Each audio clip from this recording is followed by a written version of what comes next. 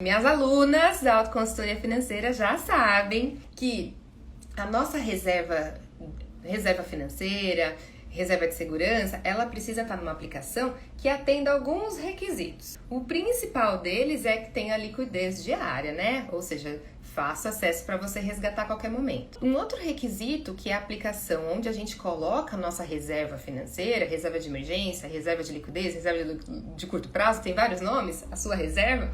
Um outro requisito é que tem que ser um lugar que não sofra oscilações e tem que ser muito, muito seguro. Então não adianta apenas ser seguro, também tem que ter zero oscilações. Vou dar um exemplo. No Tesouro Direto tem 3 tipos de títulos, né? A segurança dos títulos do Tesouro é praticamente igual, porque tem a garantia do Tesouro Nacional, a maior garantia da economia brasileira. No entanto, o pré-fixado e o IPCA oscilam pra caramba. É por isso que esses títulos não são recomendados para ser sua reserva, porque oscila. Se ele oscila, significa que um dia você vai entrar, você vai estar com lucrão, mas no outro dia você vai entrar e vai estar no prejuízo. Então não serve para sua reserva, porque quando você tiver um imprevisto de curto prazo, tem que poder resgatar o seu dinheiro a qualquer momento para usar, porque você não sabe quando vai ter um imprevisto que você vai precisar daquele dinheiro. Se você está numa aplicação que oscila, ou seja, que sobe e desce ao sabor do mercado, pode ser que você tenha um imprevisto e precise fazer aquele resgate num dia de baixa, num dia de queda. E aí você vai resgatar com prejuízo. Por isso que a gente coloca o nosso dinheiro no Tesouro Selic quando a gente tem esse objetivo de reserva, porque o Tesouro Selic não oscila. Voltando aqui, requisitos da reserva de emergência. A gente precisa ter liquidez diária, ou seja, acesso a qualquer momento, seu dinheiro não pode ficar preso, precisa estar muito seguro e precisa estar num lugar que não oscile. Para atender todos esses requisitos, naturalmente, a gente não vai ter a maior rentabilidade do mundo. Não sei se você já ouviu falar que a gente precisa correr um pouco mais de risco para ter um pouco mais de rentabilidade, né? Isso é uma regrinha, assim, quase sempre ela é verdadeira. Dificilmente você vai ter uma baita rentabilidade em algo que seja super seguro, né?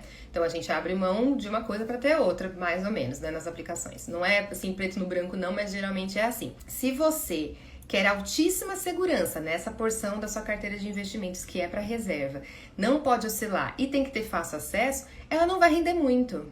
E o que significa não render muito? A gente só vai exigir dela que ela renda a taxa Selic, que ela renda 100% do CDI.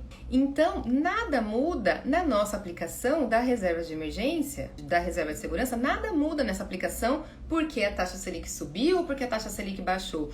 Porque lembra que a taxa Selic é a base da economia, é a taxa básica da economia. Mesma coisa que o CDI, que é o índice ali que acompanha coladinho a taxa Selic, mesma coisa que a taxa Selic, que serve como base para a rentabilidade da renda fixa. A nossa reserva, como ela precisa continuar num lugar super seguro, que não oscila, que a gente pode resgatar a qualquer momento, a gente não vai ter rentabilidades maiores do que a taxa Selic. Ao mesmo tempo, que é a mesma coisa que 100% do CDI. Ao mesmo tempo, a gente não pode topar menos do que 100% do CDI, né? Porque se 100% do CDI que a taxa Selic é a mesma coisa, é a base da economia, a gente só vai topar colocar o nosso dinheiro em outros lugares para buscar rentabilidades maiores, não para buscar rentabilidades menores, né, gente? O que é rentabilidade menor? Poupança. A poupança rende 70% da taxa Selic. Então dá muita dó da gente deixar o nosso dinheiro na poupança,